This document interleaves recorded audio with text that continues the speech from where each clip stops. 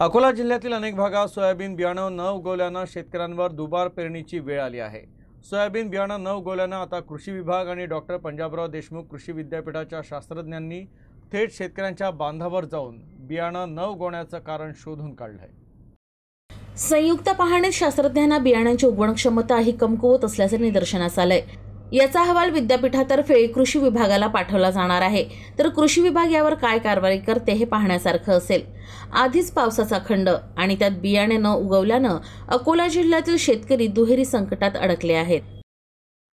आता आपण जेव्हा प्रक्षेत्रावर जातो, सर्वात पहिले तर आपण बघतो की शेतकऱ्याची उगवण झालेली आहे की नाही आहे आणि उगवण का झालेली नाही याच्याकरता आपण ज्या काही पद्धती आहेत आमच्या, त्या पद्धतीने आपण त्याला बियाणं तासामध्ये उकल करून पाहतो। बियाणं तिथं जर सडलेलं असेल, एकदमच कमी बियाण्याची उगवण झालेली असेल, तर आपण त्याचे काउंट पण घेतो।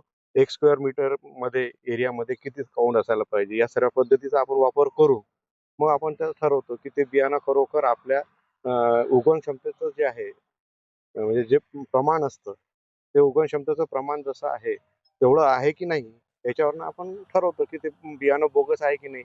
आता परीक्षणासाठी आपल्याकडे आपली जी काही तालुका तक्रार निवारण समिती आहे, त्यामध्ये आपले विद्यापीठाचे शास्त्रज्ञ आहेत, टीओ आहेत, संबंधित एओटीसी आणि मी स्वतः आज फील्डवर येऊन मूर्तिजापूर तालुक्याचे विविध आता 4-5 आमचं गाव आम्ही पाहतोय। बऱ्यापैकी आम्हाला ऑब्झर्वेशन असं आढळते की आपली बियाण्याची जी काही उगवण क्षमता आहे ती मूळतः कमजोर आपल्याला त्या ठिकाणी आढळते। आता त्यावर शास्त्रज्ञांनी पहिले रेनफॉल डाटा आम्ही साईड बाय साईड चेक केला, त्यावर वातावरणाचा कुठला काही इफेक्ट दिसत नाही। काही स्पेसिफिक कंपन्यांचं जे काही बियाणं आहे ते कमजोर असल्याचं प्रथमदर्शी आम्हाला आढळते।